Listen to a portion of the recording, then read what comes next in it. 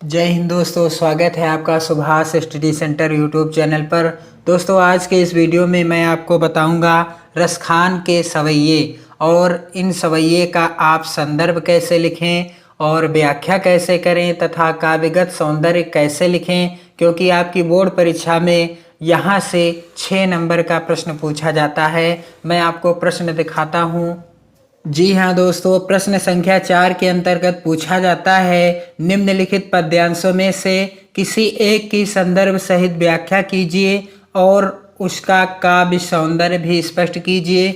आपको यहाँ से 6 नंबर मिलेंगे जब आप पद्यांश का किसी एक पद्यांश का संदर्भ लिखेंगे, व्याख्या करेंगे और काव्यगत सौंदर्य स्पष्ट करेंगे, तब आपको 6 नंबर मिलेंगे। तो आइए दोस्तों, आज मैं आपको बताऊंगा रसखान के जो मोस्ट इम्पोर्टेंट सवैये हैं उनका संदर्भ, व्याख्या और काव्यगत सौंदर्य। आज का दोस्तों सवैया है रसखान का, मानुष हों तो वही रसखानी, बसों ब्रज गोकुल गांव के ग्वारन, जो पशु हों तो कहाँ बस मेरो, चरो नित नंद की धेनु मझारन, पाहन हो तो वही गिर को, जो धर्यो कर छत्र पुरंदर धारन, जो खग हो तो बसेर करो, मिल कालिंदी कूल कदम्ब की डारन।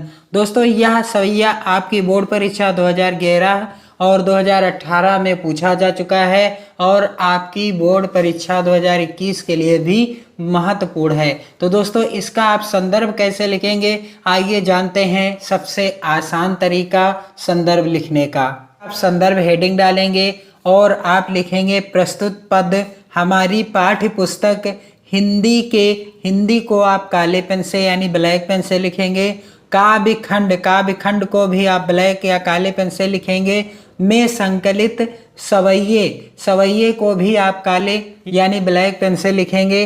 शीर्षक से अवतरित है जिसके रचयिता रसखान जी हैं। रसखान का नाम जब आप लिखेंगे तब आप ब्लैक यानी काले पेन का इस्तेमाल करेंगे। और दोस्तों, इस तरह से आप संदर्भ बहुत ही आसान तरीके से लिख सकते हैं। प्रस्तुत पद हमारी पाठ्य पुस्तक हिंदी के काव्य खंड में संकलित सवैये शीर्षक से अवतरित है जिसके रचयिता रसखान जी हैं। तो आइए व्याख्या में सबसे पहले आपको सरल शब्दों में बता देता हूं, फिर आपको बताऊंगा आप कैसे लिखेंगे। लिखा हुआ है दोस्तों, मानुष हो तो वही रसखानी, बसों ब्रज गोकुल गांव के ग्वारन।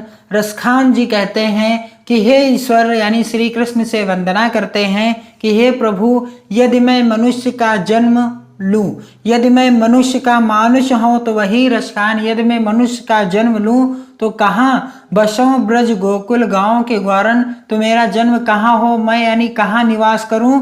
बसों ब्रज गोकुल गांव के ग्वारन, मैं ग्वाल बालों के साथ गोकुल में निवास करूं। जो पशु हो तो कहाँ बस मेरो, अगर यदि मैं पशु का जन्म लूं जो कि मेरे बस का नहीं है।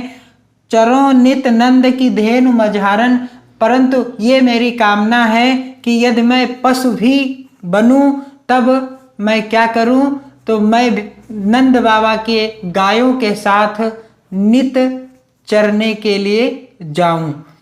पाहन हो तो वही गिर को, यदि मैं रसखान जी कहते हैं कि यदि मैं पाहन यानी पत्थर हूं, पत्थर का जन्म लूं या पत्थर की योनि को प्राप्त करूं, तो वही गिर को यानी उसी पर्वत पर पत्थर बनूं। जो धर्यों कर छत्र पुरंदर धारण, जिस पर्वत को श्री कृष्ण ने ब्रजवासियों को इंद्र के क्रोध से बचाने के लिए अपनी उंगली पर धारण कर लिया था, उसी पर्वत का मैं पत्थर बन जाऊं। जो खग हो तो बसेरो करो, अगर हे ईश्वर, हे मेरे श्री कृष्ण, यदि मैं खग यानी पक्षी बनूं तो कहाँ बसेरा करूं। करो मिल कालिंदी कूल कदम्ब की डारन, मैं उसी कदम्ब की डार पर निवास करूं यानी बसेरा करूं जहां पर यमुना नदी के किनारे कदम्ब की डाल हो और मेरा निवास कहाँ हो, ब्रज में हो। मानुष हो तो वही रसखान, बसो ब्रज गोकुल गांव के ग्वारन। रसखान कवि भगवान से कहते हैं कि हे प्रभु, यदि मैं अगले जन्म में मनुष्य बनूं तो ब्रज में गोकुल गांव के ग्वालों के मध्य निवास करूं। मानुष हो तो वही रस खान, बसों ब्रज गोकुल गांव के ग्वारन। तो आगे दोस्तों कहते हैं, जो पशु हो तो कहाँ बस मेरो, चरो नित नंद की धेनु मंझारन। जो पशु हो तो कहाँ बस मेरो, आगे आप इसकी व्याख्या कैसे करेंगे। यदि मैं पशु योनि में जन्म ग्रहण करूं, जिसमें मेरा कोई वश नहीं है, फिर भी मेरी इच्छा है कि मैं नंद जी की गायों के बीच विचरण करता रहूं। किसकी गायों के बीच, नंद जी की गायों के बीच विचरण करता रहूं। आगे दोस्तों, पाहन हो तो वही गिर को, जो धर्यों कर छत्र पुरंदर धारन। पाहन हो तो वही गिर को।